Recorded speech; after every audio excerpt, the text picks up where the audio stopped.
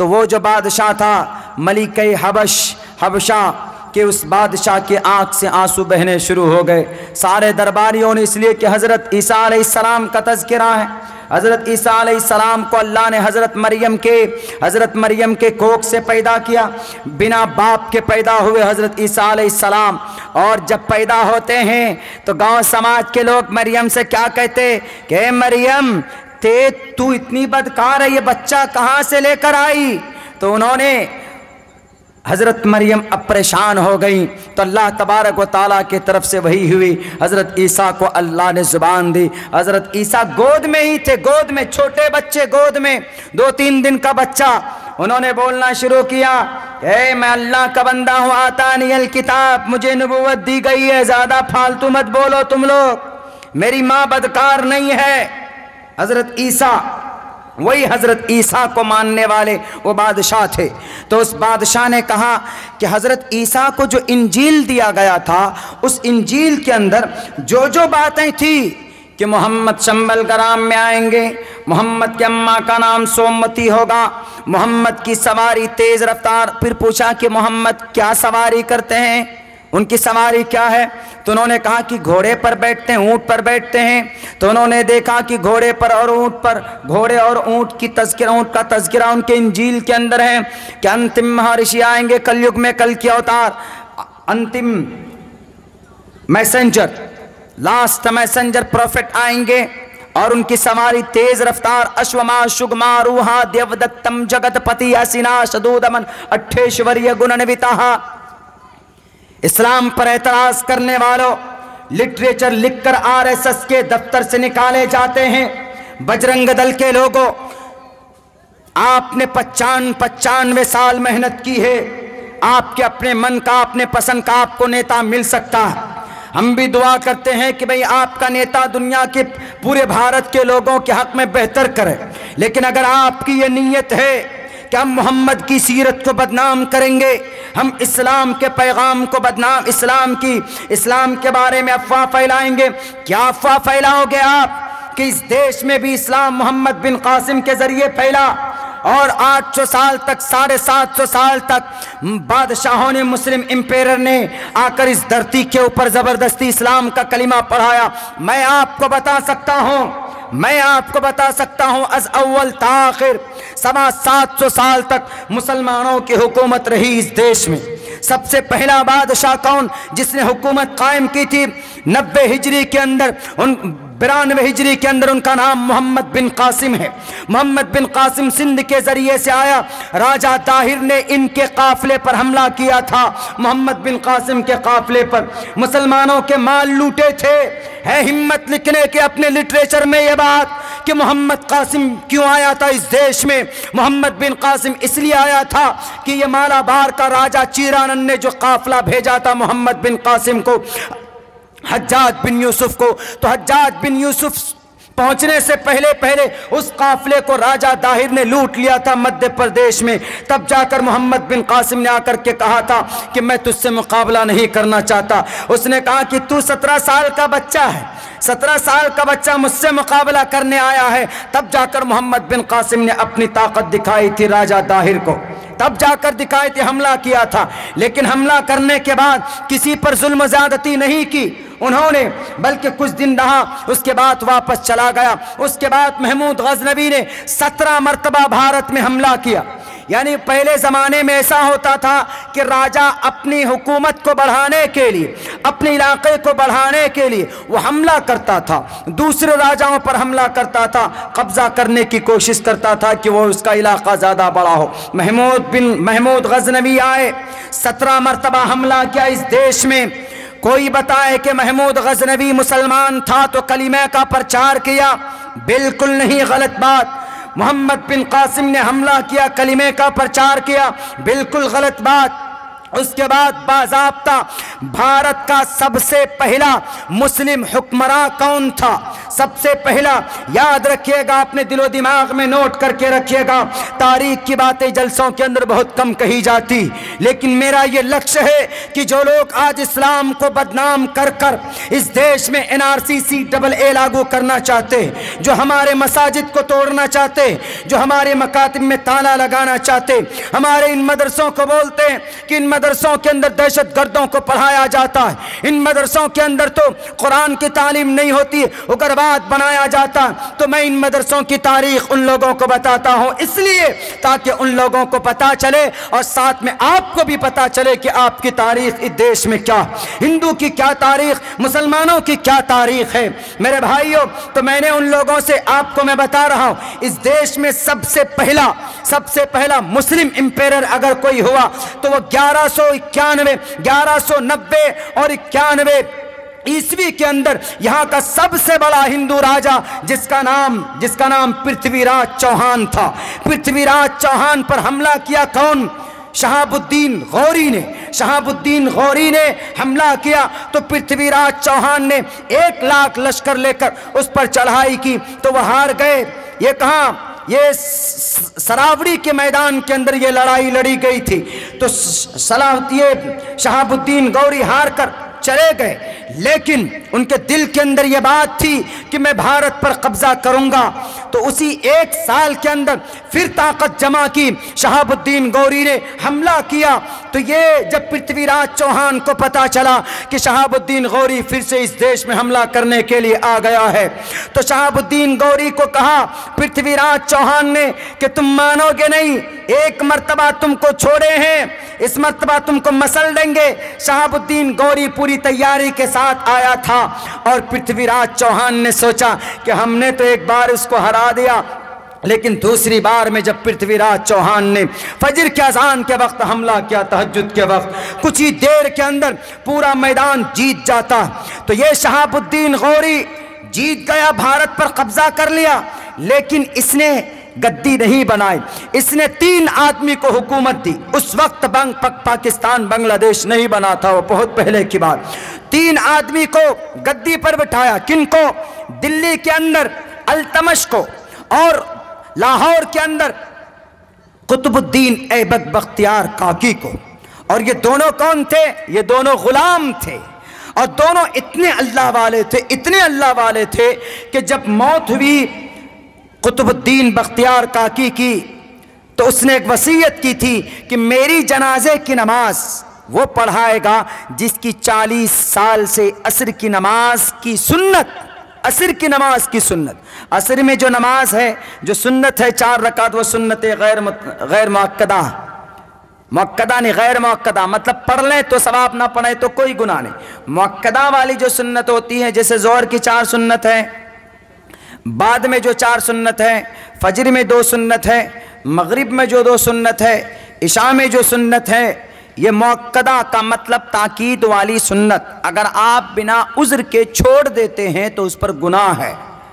मुअक्कदा मतलब कंटिन्यू आपको पढ़ना है, बिना उज़्र के आप छोड़ नहीं सकते। तो पता है अल्तमश को जब ये बात पहुंची कि जिसके 40 साल से असर की सुन्नत फौत ना हुई हो और 40 साल से जिसकी तहज्जुद की नमाज फौत नहीं हुई हो, हमारी जनाजे की नमाज वो पढ़ाएगा। कौन कह रहा है?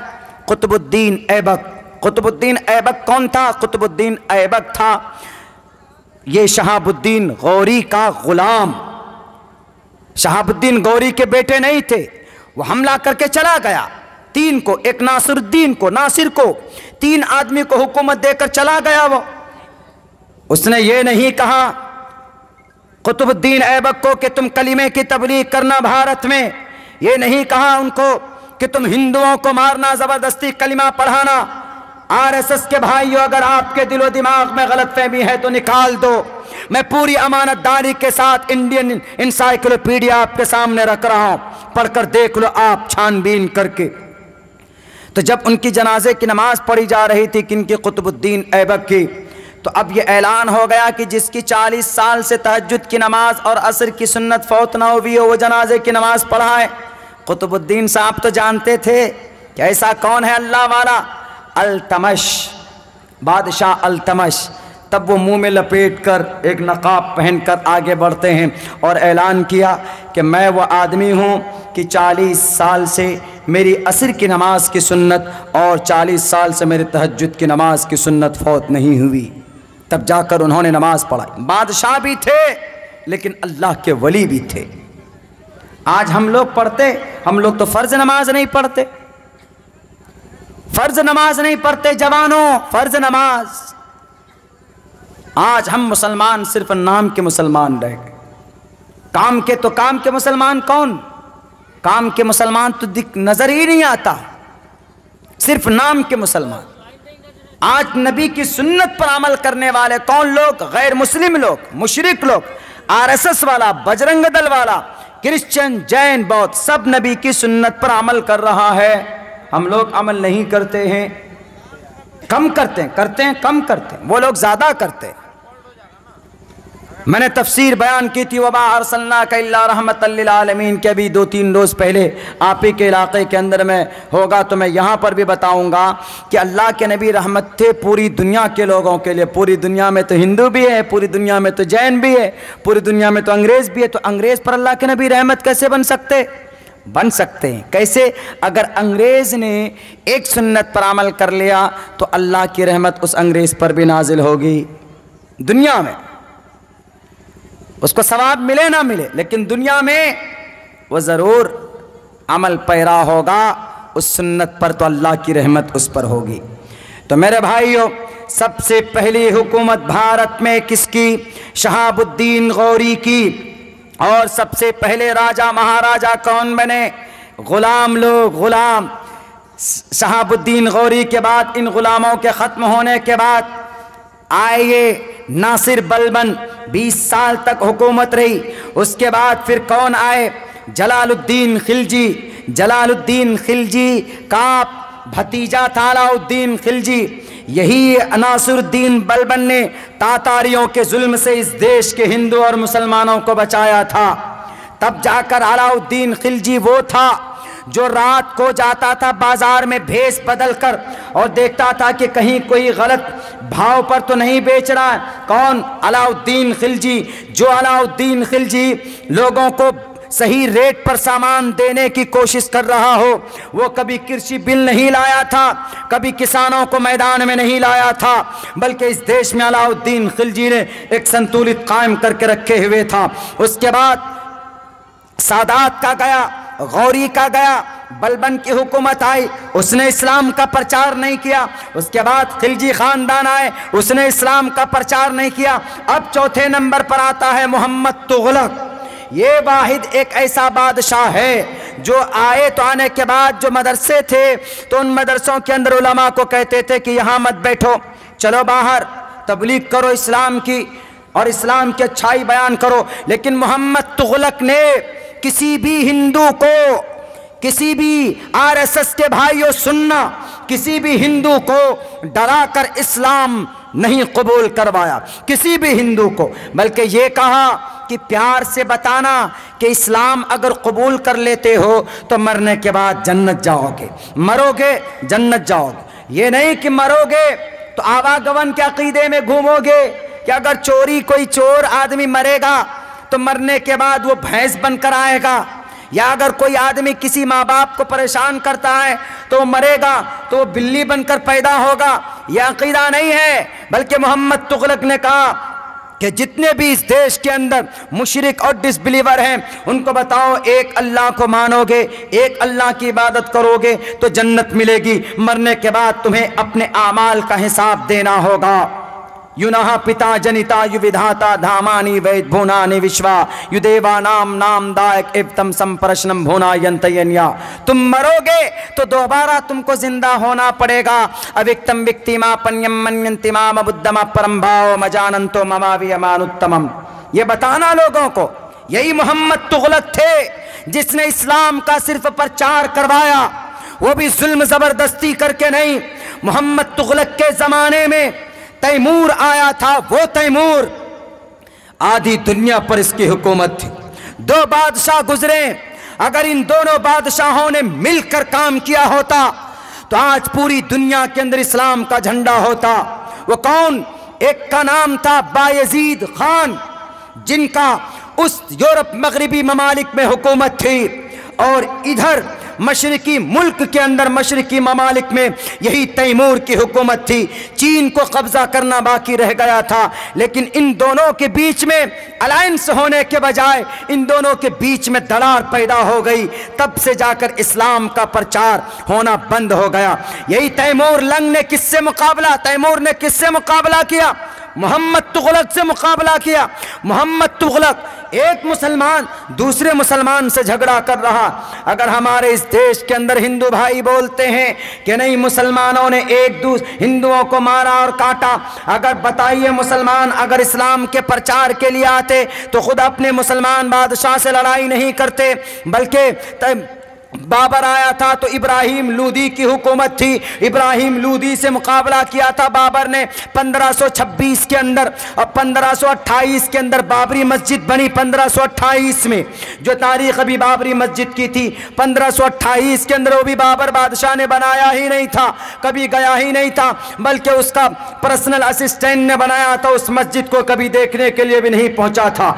इसलिए मैं कहा करता हूं कि अगर किसी को शक हो कि 750 सारा इस्लामी हमारे भारत के मुस्लिम बादशाहों ने अगर इस्लाम का प्रचार किया तो किसी भी मुसलमान बादशाह का नाम पेश करो और कहो कि इसने इस देश के अंदर इस्लाम की प्रचार के लिए हिंदू भाई को मारा। मेरे आरएसएस के भाइयों, मेरे बजरंग दल के भाइयों, अगर आपके दिमाग में ये बात भरी गई है तो मैं बड़े प्यार से कहूँगा कि आप इतिहास को खुदारा पढ़िए, आप हिस्ट्री को पढ़िए, आप तारीख को पढ़िए। आपको पता चलेगा कि इस्लाम का प्रचार हुआ खुद अपनी अच्छाई की वजह से। जब बादशाह ने सुना, हबशे के बादशाह ने सुना, जब देखा कि यहाँ पर हजरत ईसा के ऊपर जो किताब थी, उन्होंने जो किताब के अंदर मोहम्मद के बारे में जो मैसेज पढ़े थे वही सारी बातें जाफर बता रहे हैं, तो जाफर तैयार से कहा कि तुम सही हो बेटे, तुम्हारे पास जो मजहब है वो बिल्कुल सही मजहब है, हम तुम्हें यहाँ से नहीं निकालेंगे, तुम रहो यहीं पर। इस्लाम का प्रचार हुआ उसकी अच्छाई की वजह से, उसकी सच्चाई की वजह से। किसी ने इस मजहब के प्रचार के लिए जुल्म ज़्यादती नहीं की, बल्कि एक मौका तो आया था मोहम्मद रसूलुल्लाह के पास कुफ्फार को मारने का, हमला करने का, बहुत ऐसे मौके आए, लेकिन आप अलैहिस्सलातु वस्सलाम ने किसी के ऊपर जुल्म ज़्यादती नहीं की। मेरे भाइयों, अब बताओ, लिटरेचर लिखने वालों, इस्लाम को बदनाम करने वालों, आप पढ़ते मोहम्मद के बारे में, आपकी ग्रंथ में मोहम्मद का कितना खूबसूरत अच्छा तज़किरा किया गया। उस तरह यस परवाह जो उनकी सवारी तेज रफ्तार जानवर के जरिए से होगी। किनकी सवारी? मोहम्मद की सवारी। और मोहम्मद की सवारी क्या थी? घोड़े। घोड़े का तज़किरा कहाँ पर?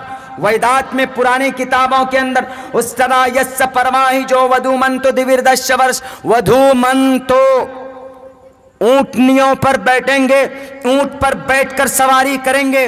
और सारे लोग जानते हैं कि मोहम्मद रसूलुल्लाह ने जो हिजरत की थी तो वो ऊंट पर बैठकर आप अलैहिस्सलाम ने हिजरत की थी। कहाँ पर लिखी है बात? वो इन्हीं की किताबों में। जो लोग आज लिटरेचर लिख रहे हैं, आज मोहम्मद के बारे में गलत बयानी कर रहे हैं। मेरे भाइयों, हमें और आपको वाक़अतन मुकम्मल तौर पर हमें अब मैदान में आना होगा। बहुत हो गई सुस्ती, बहुत हो गई। अब नहीं जनाब, अब सिर्फ तस्बीह के दाने हिलाएंगे। अल्लाह से दुआ कर लें, मन गलत ख्याल है, तस्बीह के दाने हिलाने से कुछ नहीं होने वाला सिर्फ, बल्कि नमाज भी पढ़ो, तस्बीह के दाने भी हिलाओ और दुआ भी करो। उसके साथ साथ आपको सड़कों पर निकलना पड़ेगा, मैदान में निकलना पड़ेगा। आयशा कूद गई समाज को सुधारने के लिए। क्या आप तकरीर करके सुधार दोगे? क्या हम इस तरह जलसों में चीख कर सुधार देंगे? नहीं, हमें निकलना पड़ेगा, हमें तश्कील करनी पड़ेगी। हमें यह चीज कहां से मिलेगी? आरएसएस बजरंग दल के लोग ट्रेनिंग करते हैं। आप देख लीजिए, 53,000 उनके ब्रांचेस हैं, 10 करोड़ उनके मेंबर हैं। हमारे कितने मेंबर हैं जी? हमारे नौजवानों से पूछो कि तुम्हारा फ्यूचर प्लान क्या है? कुछ नहीं। WhatsApp, Facebook,